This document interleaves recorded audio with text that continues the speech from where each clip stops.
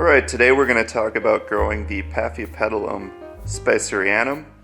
This is a species orchid from Southeast Asia, particularly near the southern Chinese border. I grow mine in the house, so there's not really any kind of special climate that I have. It gets pretty dry because we have central air here, and especially during the winters, I live in a cold northern climate in the United States. So it can drop quite a bit, which isn't great for a lot of different types of orchids, but I've found paphs to be pretty easy to grow for the most part. I have a couple of them.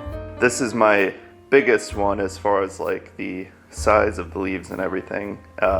Grows in a nice clump.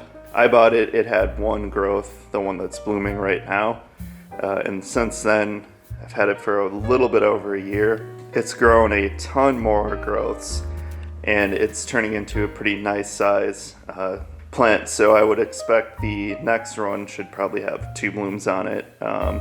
So when you see the blooms here, this has been open for over 2 months now. They take a long time to develop, but once they do, you get a really good show, and it lasts a long time. One thing to note about this is that if you don't keep it moist enough, it will kind of like start to droop.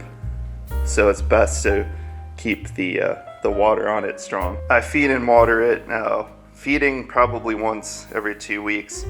When I do water it, I put it in like a small, it has a little cup thing that's underneath it that's like half of a plastic water bottle. I'll fill that up completely with just, I have well water.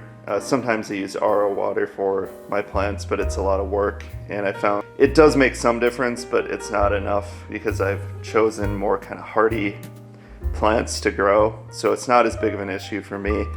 But I'll fill up a little cup of water, set it in there, and then once it goes through that and it gets absorbed into the media, which is like charcoal and bark mix, I'll let it sit for another week or so to dry out, just so it's not getting rotten and gonna destroy the root system of the plant.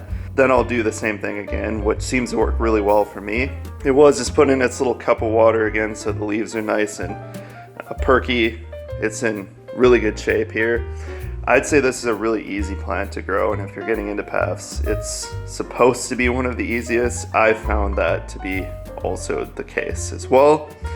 The blooms last a really long time, and they just look really awesome, I think. I mean, that to me is one of the most interesting things about paphs. They don't look like they're from this planet, especially when you compare them to other orchids. Again, they're not for everybody, but if you're growing in the home, I think this is a good starter plant, or someone that's got a little bit of experience growing plants. I find these way easier to grow than like Phalaenopsis, which you can buy in the store and everybody has. I tend to struggle with those, at least the store-bought ones, a lot. I can't keep them alive and growing, so I think something like this is a good alternative.